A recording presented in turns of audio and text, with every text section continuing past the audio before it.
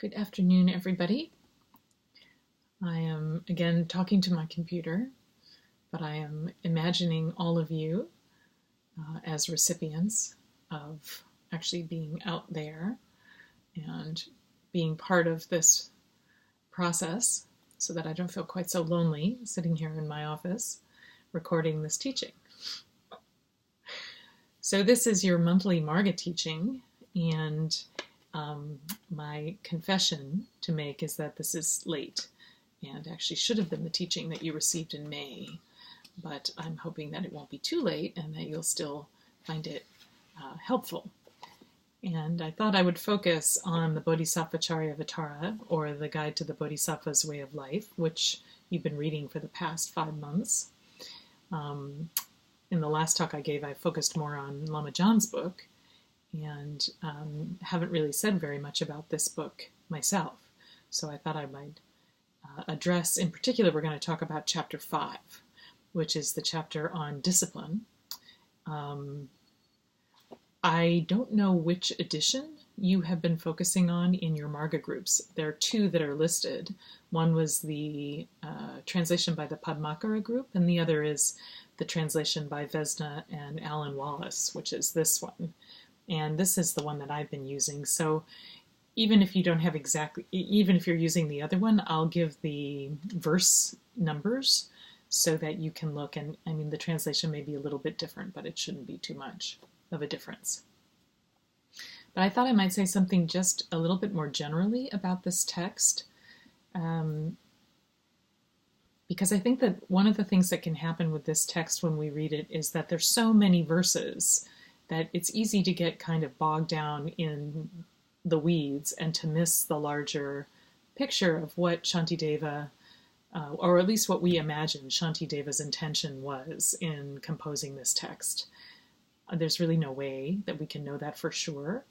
And with any kind of a text, we have an author and then we have a narrator, right? We have somebody who's actually the I within the context of the text. And it's, in literary theory, it's said to be a mistake to conflate those two. It's possible that the author and the I within the text are actually not the same, because the I is the creation of the author and doesn't necessarily represent the author's views. So in other words, the author may have created an I within the text to express certain views. That's just an interesting thing to think about, because what it allows us to do when we enter the text is to imagine ourselves into the position of the I that is going through each chapter, and to conform ourselves to the project of this text. In other words, how can we be a model, what's called a model reader of this text? How can we allow it to do the work that it's meant to do? What kind of a positioning do we have to take as readers to allow this text to do the work, to do the transformational work that it intends to do on us as readers? And it would have been, of course, as listeners in Shantideva's time, because the text wasn't actually written down, it was recited initially. So one of the things I wanted to just discuss a little bit is some details, or maybe a larger view context on how to hold this book and to use it as you go through it. And I realize you've probably gone through it, but this is the kind of text that can be read over and over and over again, and you will always find something new and something powerful. So holding the big picture and not getting bogged down in the weeds, so to speak, or getting too caught up in each particular verse, although each particular verse is a wonderful little nugget, and it's always said that if we can memorize any of the verses in this text, they will return to us at the moment that we need them. They'll arise in our mind streams in the appropriate moment. So just to start off this talk, I want to talk a little bit about the form of this text and then the content of the text. And when I say form, in other words, what is its form? What is its shape? What does it look like? How was it composed?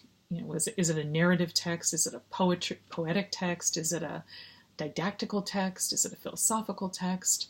because that helps us that gives us a clue essentially as to how we might read it and what kind of receptivity we might develop in order to receive the message of the text, to be transformed by it.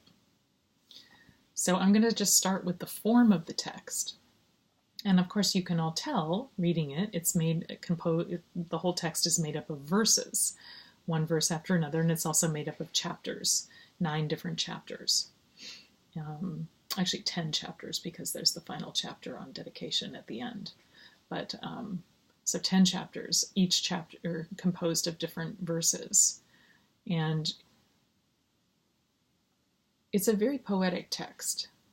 It's a very unusual text in the history of Buddhist literature because it is so poetic. It's not a didactical text. It's not a philosophical text. It's not proposing different kinds of philosophical statements and then refuting them and giving arguments about them. It's a very personal text. And it presents a way of communicating that bypasses, to some degree, the conceptual mind to access a deeper and less conceptual, and you might even say a more organic level of our being because of its virtue of being more poetic and lyrical, you could even say. So it's going to appeal, or it's meant to appeal, I think, to not just the way we think, the way we conceptualize, or the way we philosophize, but it's also meant to appeal to the emotional, the energetic, the feeling dimension of our being. And of course, as we all know, with the practices that we've been doing over this past half year, the practices of love and compassion, the practices of benefactor practice and receiving love, extending love, generating a will of compassion, all of these practices are closer to or more permeable by the nature of the mind itself. So bodhicitta providing us with an avenue to access the nature of the mind that is more coming from the feeling dimension of our being, our embodied self, as opposed to our thinking self, where we can tend to get caught up. So this text is known in Buddhist literature as being a very fresh, genuine, unusual text, a text of the heart, you could say. It's very, it feels very much like a human being sat down and composed this text as a way of speaking to himself. In this case, Shantideva was male, so he was speaking to himself and trying to encourage himself on multiple levels. So the form itself communicates this kind of information to us, which helps us recognize how we might read it, how we might receive it, which is to open our hearts to this text, to allow it to work on us on a feeling level. I mean, we have to take a little bit of time, I think, just to work with some of the more archaic language or ideas that are expressed in it, because, of course, Shantideva was writing at a particular time in history, and the circumstances were very different than where we live and what we're relating to now. But you could say that the poetic form of this text is a kind of skillful means for contacting a deeper and more somatic resonance that goes beyond our intellectual or conceptual striving. And part of that means that the poem it's a catalyst, and it's meant to ignite the fire of our awareness that can burn away all the obstacles that we might face to embodying the action of a bodhisattva, which is a very powerful, transformative goal, I would guess, of this text. And certainly of all the different Buddhist texts in Buddhist history, Buddhist literary history, this text is probably, maybe even the most popular and most widely read of all Buddhist texts. I imagine there's probably somebody who would refute that and tell me that's not true, but I'm going to put it out there anyway. So the kind of knowledge that's being communicated to us here is love's knowledge. And I'm taking that phrase from a woman named Martha Nussbaum, who is a philosopher. And she talks about this thing called love's knowledge that occurs when we experience a text that is not speaking to us from a purely conceptual didactic perspective, but is appealing to this more somatic feeling dimension of our being. And she's saying that certain literary forms are necessary to communicate different kinds of knowledge, that you can't communicate the kind of knowledge that this text has in another form. It needs this kind of form. So I've always really liked that, this idea of love's knowledge being communicated. Okay, so then let's also just talk about content. What is this text about? What is it talking about in general, in the larger context? And I'm sure everybody might have their own opinion, but I'm going to say that what this text is doing is that it's asking us a key question. It's asking us to consider what we really need in order to wake up. What's actually necessary for us to wake up in this lifetime and to free ourselves? And really, how is it that we're going to free ourselves from self-absorption, from self-centeredness, and from our emotional reactive patterns, our patterns of reactivity, and our disturbing emotions? What do we need in order to move through those obstacles to waking up? And the content of this text, it says to us, what you need is you need to awaken bodhicitta. You need to wake up the heart, mind of compassion and love and kindness for others, and you need to dissolve and work to melt the fixation on the self that is so much a habit of how we function and how we think of ourselves, how we think of others. And to do that, we have to learn how to work with our minds. We have to learn how to move past self-absorption, move past reactivity and negativity and self-centeredness. And what the text does is that it demonstrates to us, it models for us a narrator, the I within the text. We get to observe him striving to know himself from the inside out. He's leaving no stone unturned to face directly into the truth of who he is and how he creates his own suffering and what is necessary for him to move beyond that. And we see him using all kinds of techniques to do that. So he beseeches himself, he exhorts himself, he commands himself. He uses different kinds of logic to try to convince himself that others are just as important as he is. And to really redirect his focus away from the self and towards other as a basic foundational stance from which to live in the world. So we see him really trying to change the habit of considering himself and his happiness as more important than the happiness of others, and working on himself through all these exercises of imagination, saying things like, can I be so generous as to imagine being this kind of a person? What would it be like to be this kind of a person? And each chapter is a further encouragement and a further investigation into what's in the way and what can be done to move beyond that self-centered focus. So, usually in Buddhism we talk about skillful means as something that we would do for somebody else. So the idea of skillful means is that we would be able to enact some way of being, some form of speech, some kind of action that would help somebody else, be of benefit to another. But in this text, what we see is we see the narrator mobilizing different kinds of psychological patterns and attitudes, and he's using these both to encourage himself and to actually discourage himself from his own habitual patterns. So we see him exploring all of the conditions that are necessary to experience and uphold this deepest and most fundamental awakened part of who we are. So to uphold bodhicitta, essentially.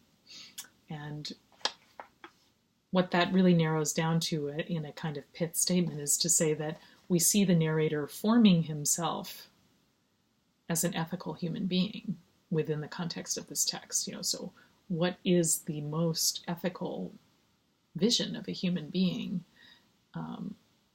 And this text has an idea of what that is and how we can form ourselves in that model.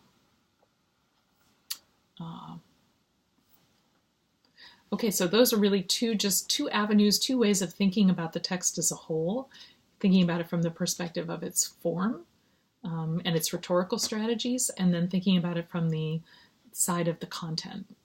And just to say a little bit more about the content, because I think, again, we can kind of forget the trajectory of the text. So with chapter 1, we start off with this description. Okay, what actually is bodhicitta? What is bodhicitta? And then there's the description of what it is, and then there's also this very beautiful ongoing discussion of how amazing it is and how powerful it is, and the claims that are actually made, that the narrator makes for what the awakening of bodhicitta could do to our lives, how it could actually transform us, are really extensive and very powerful. He's willing to say that the awakening of genuine bodhicitta can completely free us, can enlighten us. So chapter 1 is focusing primarily on that kind of a discussion. And then chapter 2 includes a series of praises to bodhicitta, offerings to bodhicitta, and confessions of what it is that has gotten in the way of himself. And of course, the I here really stands for everybody, not just for the narrator or for Shantideva, but for everybody. So what's gotten in the way of developing bodhicitta for all of us? This is another very common sort of practice in Buddhist traditions, that when there is, and usually it's done in relationship to the Buddha. And here I think Shantideva is just kind of taking this quality, this, a Buddha is one who has awakened bodhicitta, and he's making then offerings to this and praises to it. And you see this in many Buddhist practice texts where the practitioner is asked to sing praises to in many cases in the Vajrayana, it's the Yidam, the meditational deity, and the qualities that deity is an archetype for, what it stands for. And then to also make offerings, to offer up all that's in the way and all that's precious and valuable to us. We offer that to bodhicitta. And then again, a discussion of what is in the way, which is in this case described as a kind of confession practice. And this isn't confession in the sense of the Judeo-Christian tradition, where confessing has to do with guilt and some idea that we have to be punished for the ways in which we've not been able to develop bodhicitta, or we've been obstructed and impeded from the development of bodhicitta. But confession in this case is really more of taking a very deep, honest look at one's own strategies for continuing to stay focused on the self. And the ego's strategies, you could say, because that's what the ego's going to do. That's what it knows how to do, is to continually redirect us back towards the self. And this text and so many Buddhist teachings are all about how to counteract that tendency and to turn us away from the focus on the self and towards a focus on others. Chapter 3 is the chapter that describes what it means to really take up bodhicitta and committing. What does it mean to commit to the practice of bodhicitta? And Shantideva describes a whole, slew of different ways about what can I do to actually take up bodhicitta? What's needed for me to do this? And then chapter 4 gets into even more kind of a gritty, how will I really do it? What do I really need to do? And then recognizing also the dangers of not doing it. What's going to happen to us if we ignore this practice, if we don't cultivate bodhicitta, if we don't generate virtue and work to awaken this ability to really see others as more important than ourselves and see others' happiness as more important than our own. And chapter 4 goes into a lot of description of how it is that our own negative emotions will essentially destroy us and keep us from accessing this very powerful catalyst for waking up. Okay, and then we arrive at chapter 5. So I know it took a little while to get here, but I hope that's helpful. And chapter 5 is actually the chapter that focuses on discipline. So the other thing that's going on in this book, of course, is a in-depth exploration of each of the paramitas and how they can be developed and how they can be used to dissolve ego and dissolve our fixation on ego. And it's only when they actually do begin to do that that we are, that they become paramitas at all. So chapter 5, which in this book is called Guarding Introspection, but it's also really the chapter on discipline. And this chapter, in my mind at least, it includes the real meat of how to work with what's in the way. What are we going to do to work with the main obstacles to generating bodhicitta, establishing bodhicitta, and living from the place of bodhicitta? And the chapter presents a number of different practices, ways that we're going to begin to work with what's in the way, which is our disturbing emotions, our kleshas, our patterns of reactivity, our habits, and how we're going to learn how to stabilize and strengthen our minds so that we can do it, so that we can actually awaken bodhicitta. So the chapter begins with a description and discussion basically about the practices of shamatha, because it's without shamatha as a basis, without the ability to stabilize the mind and to strengthen the mind, to, as it's usually described, to tame the mind, there's no possibility of not being continually blown around by our afflictive emotions. They're just too strong.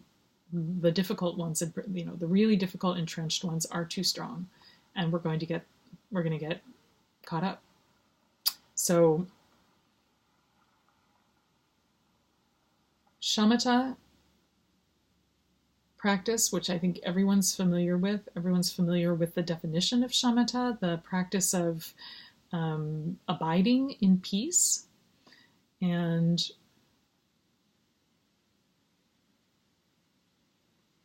the way Shantideva in this book, at least, or the way the translation in this book, I should say, describes this, there's a lot of language around the idea of guarding the mind. What do we need to do to guard the mind? Or otherwise, or tame the mind. Sometimes it's tame the mind, sometimes it's guard the mind. And then there's the idea that unless we tame the minds, we can't develop bodhicitta because, again, our focus will be primarily fixated on I and me and mine. So to counteract that tendency, we're going to work to discover and rest in the mind's own innate peaceful presence in nowness, presence in the moment.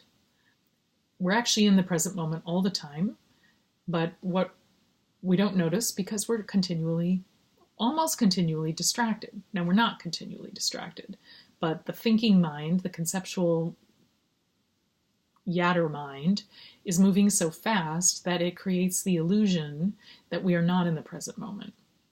Or even maybe it creates the illusion that we are in the present moment, and that's what the present moment consists of. So one of the things that happens when we practice shamatha is we start to overcome the illusion that thoughts and the kind of illusory, almost hallucinogenic space that we can be in when we're caught in the thinking mind, where it's just one thought following on another with a memory of the past and a projection towards the future and commentary on the present. And we're just in this sort of ongoing movie that's just playing. And we can't actually rest and perceive the much bigger context that's taking place, through which that stream of thought and thinking is just, like a cloud moving through, or a series of clouds moving through. So shamatha being one of the, probably the key linchpin to beginning this practice of deepening and accessing our own bodhicitta. And the reason the chapter starts with this is because what it really wants to talk about, it wants to talk about this idea of the three disciplines. The chapter is on discipline, and there are three focuses of discipline: not causing harm, generating virtue or beneficial states of mind, and then benefiting others. Those are the three disciplines, and I'll talk about that as we get a little further into this. So with shamatha, we're training in being present with whatever arises, and being present in the same way that, the analogy we've been using more often these days is you're standing on the train station platform, and here comes the train of your thinking, and are you going to get on the train and go off down the tracks, or are you just going to stay on the platform and let the train go on by? So if you can remain present with the train going by, then you're not going to be disturbed by and taken away by what naturally follows from thought, which is emotion, and the building and the proliferation of thought, and the generation of more and more and more emotional disturbance. So the chapter, if you look at verses 2 and 3 at the beginning of chapter 5, Shantideva, or the narrator, makes use of some of these very, very, what have become for us, I think, even very familiar metaphors for what a mind that is untamed looks like and how it acts. And it's interesting that these always have to do with animals. So you have the monkey mind. Actually, I guess he doesn't really say anything about the monkey mind here. He uses the metaphor of the mad elephant, where sometimes they talk about the elephant in rut. The male elephant in rut is completely uncontrollable and will destroy any virtue that we have. So verse number 2, I'll just read it briefly. You may have a slightly different translation. Untamed, mad elephants do not inflict as much harm in this world as does the unleashed elephant of the mind in the Avicii hell and the like. Of course, the idea of the elephant in rut is that it's just, barreling through the marketplace, destroying everything in its path, and nobody can get out of the way, and it has no ability to control itself because it's intoxicated with its own desire. Or aggression. And then verse number 3, but if the elephant of the mind is completely restrained by the rope of mindfulness, then all perils vanish and complete well-being is obtained. So, this initial statement here that an untamed mind is a mind that is continuously disturbed by emotions, disturbing emotions, and by distraction, and that a tamed mind, a cultivated mind, a mind that has accessed and developed our innate capacity for mindfulness, which we have. We all have this quality in our minds of being able to remain focused, present, and undistracted. We all have that quality, and It's the practice of shamatha, of coming back again and again to an object of meditation, whether it's the breath or it's a sensation in the body. It could be an object. It could be a mantra. It could be, it's just, a focal point for our attention. It could be the nature of the mind itself in natural meditation. But once we've cultivated this capacity that we already have to remain present and undistracted, then all of the danger of this kind of wild mind is subdued. And there's no longer any need to fear that the mind is going to run off and place us in a position of suffering, more and more suffering. So there's a bit of, up through basically verse number 8, Shantideva continues to talk about the benefits of shamatha and the benefits of taming the mind. And actually in verse 5-8, so number 8, he says, the sage, meaning the Buddha, declared that all of that has arisen from the evil mind. So there is nothing else in the three worlds more formidable than the mind. So this is a description of the power of the mind and just how much havoc our untamed mind can create for us in our lives. And I'm sure that each and every one of you can think, and maybe it's actually a good exercise to try to imagine, again, bring to mind an experience in your life where you found yourself completely out of control because of some emotional upheaval of some kind, and to reflect on what that kind of feeling, what it felt like to be so overtaken, and what kinds of actions followed from that position of being dissolved into your own neurosis. What did you do, and what did you say, and how did you feel? Reflecting on that, and then reflecting on the claim that's essentially the implicit claim that's being made here, that as a result of taming the mind, the disturbing emotions, our anxiety and our fear and our sufferings will disappear, and our emotional upheavals will have a shorter and shorter lifespan. So we have to start to recognize that our suffering arises from our minds when they're out of control, when they're not in our control, and not from any other external circumstance. And just to say something about this word control, because it tends to go with the idea of taming the mind, but there's something that feels kind of aggressive about controlling the mind. And you see that, and I'm not sure if the other text includes that kind of language, but it is found in here as well, in this particular edition. Or subduing the mind is another way it's described. Controlling the mind, subduing the mind.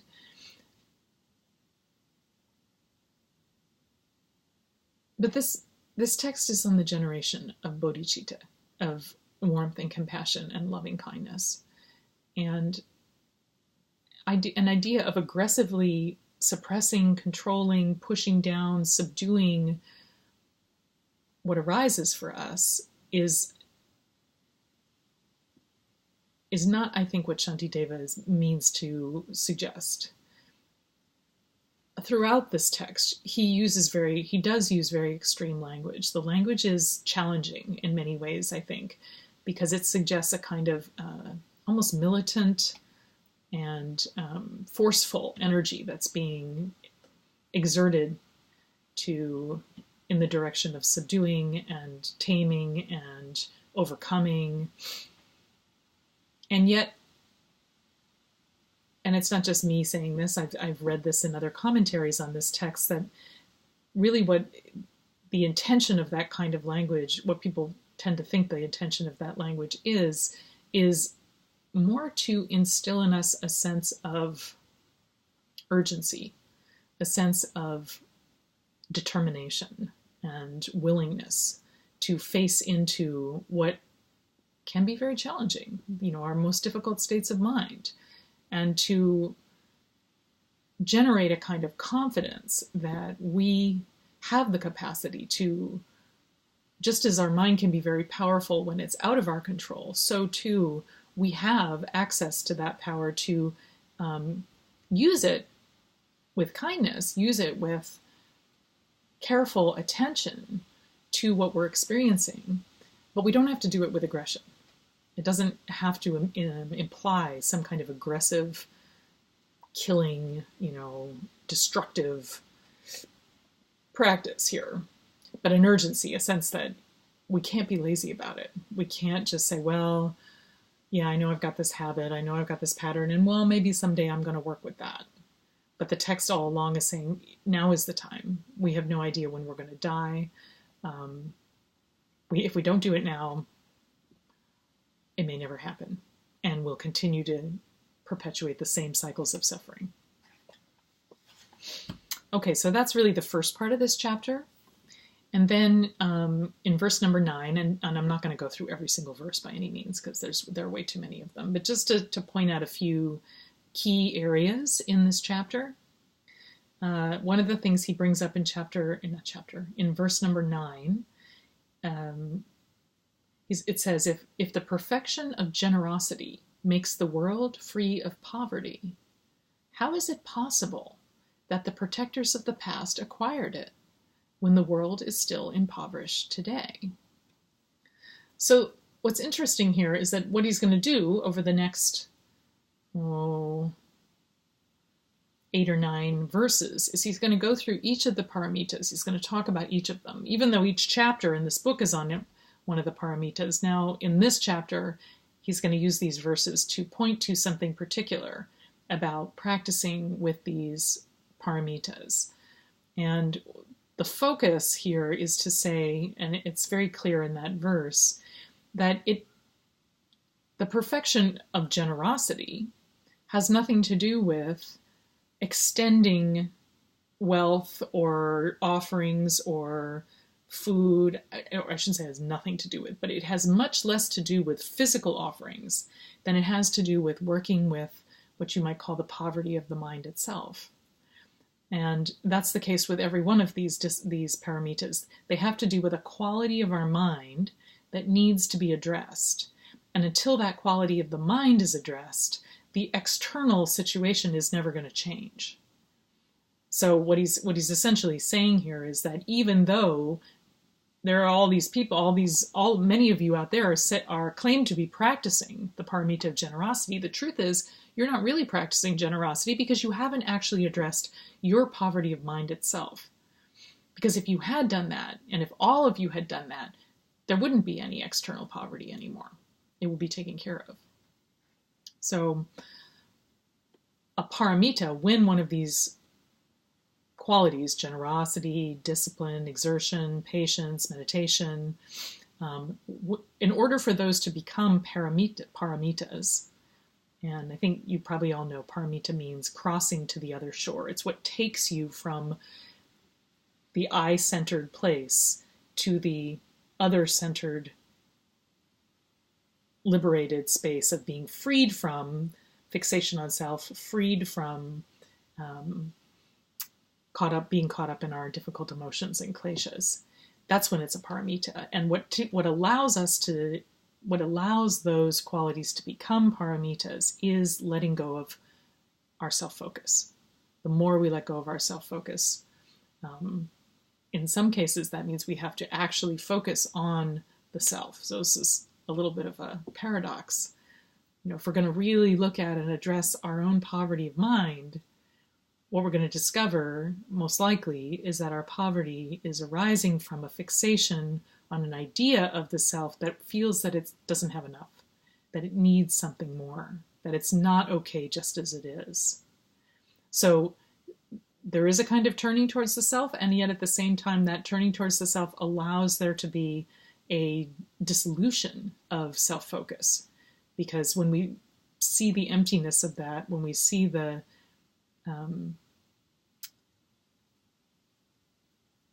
we see how that kind of fixation on what I need, what I want, what I can get is an obstacle to being present for others, then we begin to be able to let it go. And we experience that the more we're present for others, the richer we feel, the more generous we feel, because it transforms the experience of poverty.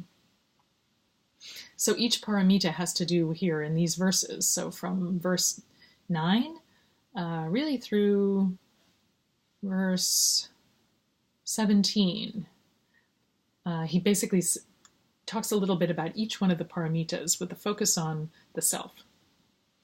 And he continues to return to this theme that at the root of all of our difficulty is this untamed mind as he goes along. So you say that's the first part of this chapter. And then the second part of the chapter has to do with training and taming the mind. So now he starts to talk about how we're going to practice shamatha, how we're going to practice introspection, and how we're going to practice mindfulness. So shamatha has these two dimensions. It has the dimension of mindfulness that we talked about, being able to remain in the present moment, coming back to the object. And it has the dimension of vigilance, alertness, noticing when we're starting to be dragged off onto that train of thinking. And the practice of shamatha strengthens both of these dimensions of our mind because they're already innate and yet they're weak. They're like a muscle that hasn't been exercised. So this next section goes along and describes the reasons for and how to focus on generating mindfulness and alertness or vigilance, you could say. So verse number 23, I appeal to those desiring to guard their minds. Always diligently guard your mindfulness and introspection. He uses the word introspection here for alertness or awareness, because it connotes also this ability to be able to perceive into the mind itself, to see what's happening in the mind, so to introspect. Verse 25, what has been heard, pondered, and cultivated, like water in a cracked jar, does not remain in the memory of the mind that lacks introspection. So this verse is specifically referring to our tendency to become distracted and also to the lack of development of alertness. When we lose our alertness, the mind becomes distracted. And I'm sure you've all had the experience of meditating and you think you're observing your mind, you're watching your mind, you're staying present, and you're gone. And you have no idea how you got from being present to caught up in planning that trip to Costa Rica or whatever it is that's coming. But suddenly you wake up in the thought of Costa Rica, back to the present moment.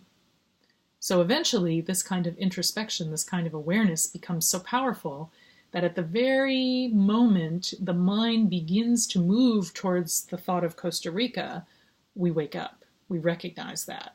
And before we end up going there, we are able to allow the energy that wants to pull us that direction to just arise and dissolve without getting caught. So that's a very, it's an advanced level of introspection, of mind, aware.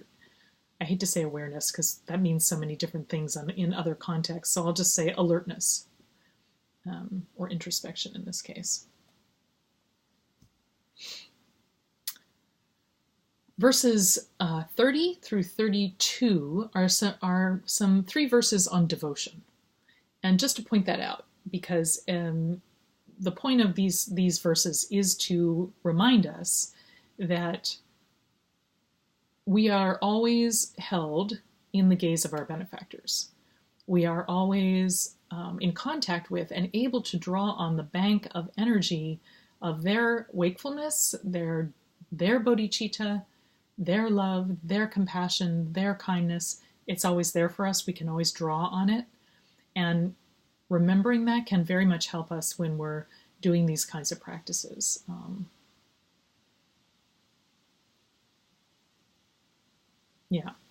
So just to say that, just to point that out, verses 30 through 32. Then verses 33 through 47. these have to do with their instructions. Their instructions on how to cultivate mindfulness and introspection both on the cushion and in daily life. And there are some kind of archaic sorts of descriptions in here that have more to do with Shantideva's particular time period, but you can start to see the connection with different aspects of our own lives. And I don't really have time to go into, translating each of these into something that is sort of cogent for where we are right now. But just for one example, maybe look at verse number 45. One should eliminate yearning that arises for various idle conversations, which often take place, and for all kinds of entertainment. So the focus then in that particular verse on being willing to actually take a stance against the flow of continual distraction that is coming our way. I mean, we, as Lama Willa keeps saying, we live in the age of distraction. I mean, think about your device, right? Here they are, the device. And boy, are we distracted by these things. And go to an airport, sit on the T, take a bus. Everybody is on this thing. Distracted. Not, being present with what's really going on for them. But text, whatever they're doing. And entertainment, our society, our culture is built on the idea that entertainment is, you can't just be. You got to be entertained.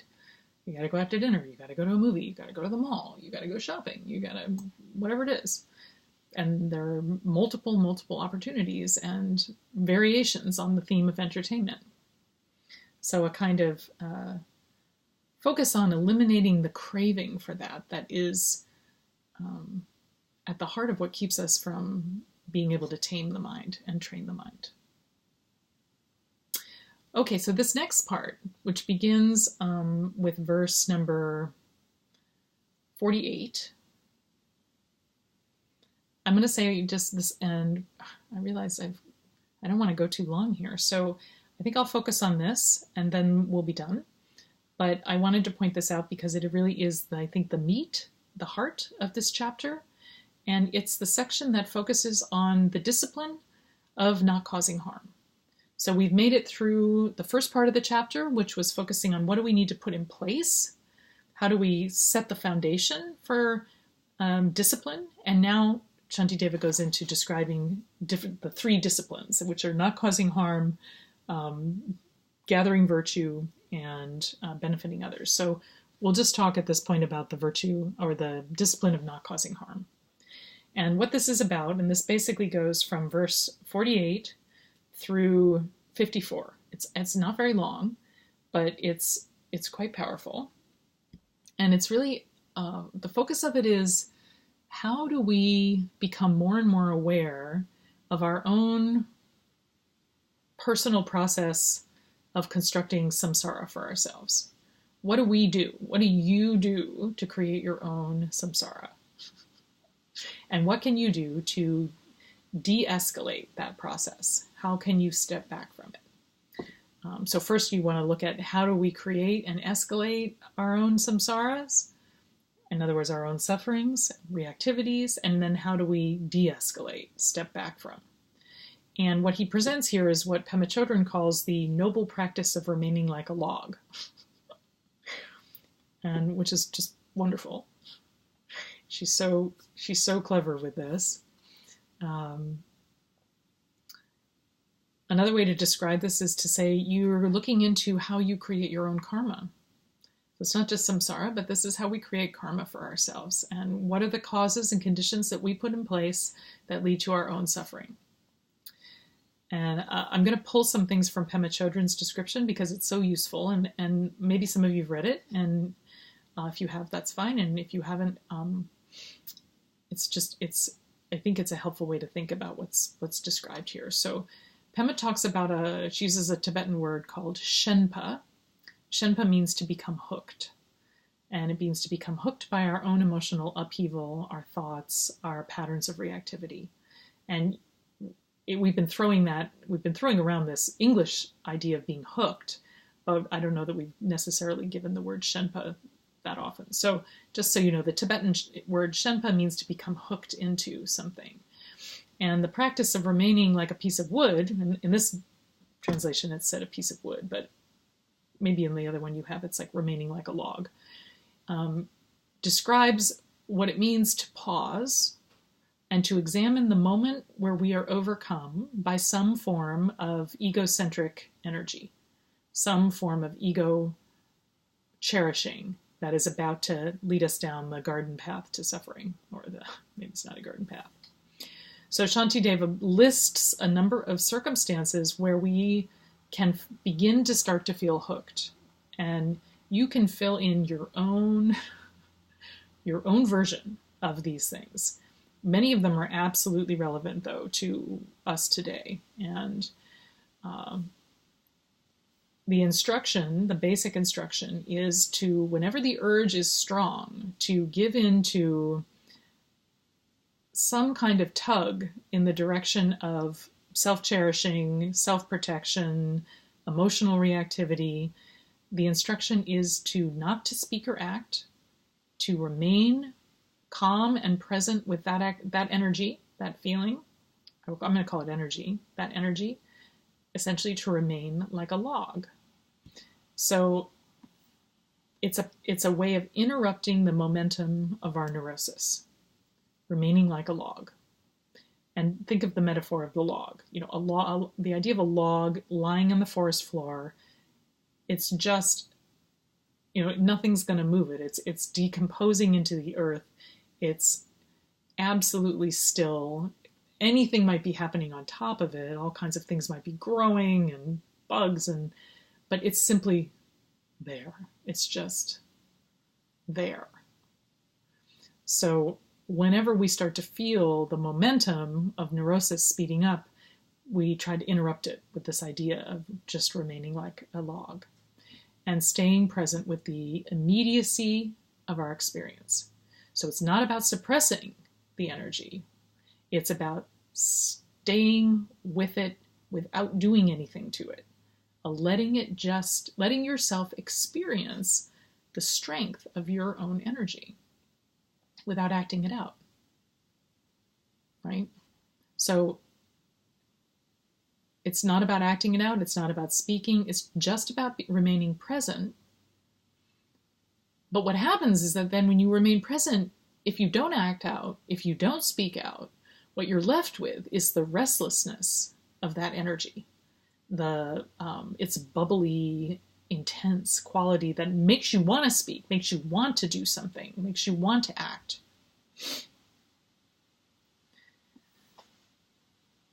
So just to look at a couple of these verses, verse number 49, or actually how about verse number 48? When one sees one's own mind to be attached or repulsed, then one should neither act nor speak, but remain still like a piece of wood, or like a log. So here's our usual tendency is to be drawn towards something. This is attachment towards something, wanting to grasp, hold on, keep, maintain. Or when we experience the opposite, we want to push something away. I don't want that. I don't want to experience that. I don't want to have that. The instruction is to just hold, to just feel the energy of that aversion or that attachment, that grasping. What does it feel like? Just be present with it. Let it run its course. And I know in the last talk I also gave more instruction on how we can work with emotional energy. So all of that is applicable here. Allowing yourself to feel it in the body. Let the energy, the impulse of the energy arise. Let it dwell and let it dissolve. And just become a host. Hold the space for that to happen. It's not comfortable. Not comfortable at all. And it takes a lot of courage and a lot of gentleness. So keep that in mind. Verse 49, when my mind is, this translation says haughty, which is not great. The Tibetan says agitated. When my mind is agitated, sarcastic, full of conceit and arrogance, ridiculing, evasive, and deceitful, when it is inclined to boast, or when it is contemptuous of others, abusive and irritable, then I should remain still, like a piece of wood. So I don't know about all of you, but I've definitely had that morning when I wake up and I just feel like a bitch. Excuse my French. And the practice of knowing that if I open my mouth, I'm going to say something that will make the environment unpleasant for others. And yet it's not comfortable. I'm not feeling very comfortable. And just, what do you do? What do you do then? What's the practice? Practice here is simply to rest with that feeling. Rest with it. Sit down. Feel it. Feel where it is. Just let it be there. Relax into it even. And another way to do this is it's what's happening. Nothing else is happening. That's what's here. So you can't really go anywhere else because it's just going to come with you. So why not turn directly into what's there? Or really into what's there. And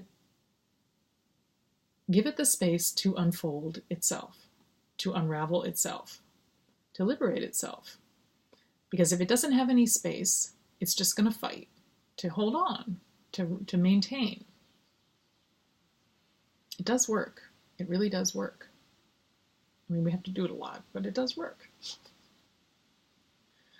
And I like all of these descriptions, the sense of when we feel that we kind of got something up on other people, when we feel like we've done something really good and we want to tell other people about it, because we, on some subtle level, we'd like to feel praised. We'd like to feel like, oh yeah, you did a good job there. When we, want to make some kind of snide comment about somebody else, or a comment that makes fun of them behind their backs, really the focus here is on noticing what that impulse is. What does that impulse feel like? And can we catch it? Can we catch ourselves at that moment of impulse and de-escalate? Remain like a piece of wood. Verse 51, and I'll end pretty soon here. When my mind seeks material gain, honor and fame, or when it seeks attendance and service, then I will remain still like a piece of wood. So here he's referring to what are called the 8 worldly dharmas, which I think probably many of you already know, but they are these dichotomies: pleasure, pain, fame, insignificance, praise, blame, gain, loss. And I give you the challenge, I'll challenge you to look into your everyday experience and see how much those 8 encompass, or I could provide are the context for your activity, your actions. How much is fear of insignificance influencing your actions and your thoughts and your speech? How much is fear of pain or desire for pleasure or wanting to get something, fear of losing something? How much are these things directing your life? They're very, very well-known 4 pairs in the study of Buddhism, and so many texts talk about them. So many yogis and yoginis talk about them because they really are what pretty much form the basis for our addiction to samsara. So they're really worth looking into. So Shantideva goes on, and I really think that for each of us, we can fill in our own the ways in which our mind starts to move and get hooked, shenpud, into different kinds of distractions, different kinds of emotional upheavals. And, where do you catch yourself? Do you catch yourself before you're hooked? Can you catch yourself before you're hooked? Do you catch yourself in the initial moment where the energy comes up. You know, somebody says something that makes you, that triggers a moment of feeling insignificant. They really praise somebody else in front of you, and you just have this moment of feeling empty and like you're nothing. Can you catch yourself right there and just notice that, allow it to be there and allow it to dissolve? Or does it go to the next step where thoughts start to proliferate around this feeling and you stop hearing what the other person is saying because your mind is beginning to churn around feeling insignificant, feeling not seen, feeling poverty-stricken? And can you catch yourself there in the first stage of being triggered and just rest with that? And if we can't catch ourselves there, if we start to go even further than that, if a storyline really starts to build, then we get into the habit that's already present of how insignificant I am, nobody notices me, I'm worthless, I'm et cetera, et cetera, et cetera. And we've got all these reasons from our childhood and from our lives that we use to support this. If we get to that stage of being triggered, can we notice? Can we stop? Can we rest? Can we become like a log and allow that churning energy to expend itself, to finish itself, burn itself out? The final level is when we get to the point of really just acting out of that emotional triggering. And when we're at that level, it's easy to notice we're triggered, but it's very difficult to interrupt it. But we can still do it. Even after we've acted out, we can still deactivate. So there's always an opportunity all along this path of being triggered, of being hooked, to notice and de-escalate, notice and de-escalate all along the way. So don't, if you can't do it like in the very first moment of that hook, don't worry. You can, there's more and more opportunities, and even if you don't notice at all for that particular activation, another one is bound to come. So lots of possibilities. Okay, so I'm going to end. We're a little over an hour, and I'll just finish by saying that the rest of the chapter goes on to talk about what it means to gather virtue, to generate virtuous, again, this word virtue is terrible, but really states of mind that are conducive to accessing and developing bodhicitta. So states of mind of kindness, compassion, love for oneself, maitri, love for others, doing the practices that you'll learn this summer of sending and taking, Tonglen practice, putting others before oneself, exchanging oneself for others. All of these ways all of these practices are ways that we begin to develop virtue, to accumulate virtue.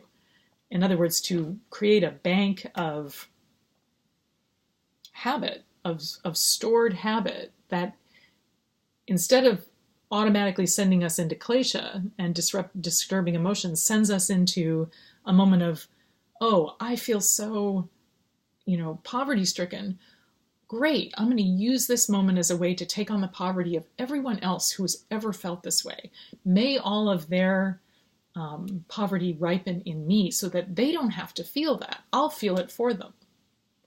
That's the kind of practice that we're headed towards in July this year, and that you'll then be working with for the second half of this year on the Margha path. Aren't you excited? Well, thank you, everybody, and I look forward to seeing those of you who are coming this summer to the Margha retreat, and to seeing those of you who are streaming the retreat virtually. And otherwise, you will have access to the recordings after the retreat is over. And of course, we encourage you to listen to that. So maybe we could just take a moment and dedicate the merit, if there has been any, so that, in fact, this talk will have been a benefit for others and not just for ourselves.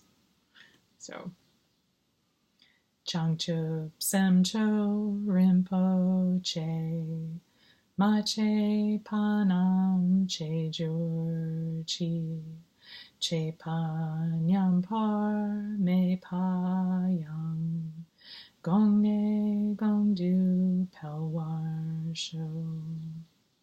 May the pure, brilliant sun of bodhicitta dawn in each and every heart and mind, dispelling the darkness of suffering and confusion unstoppably until all are fully illumined and awakened. Thank you, everybody.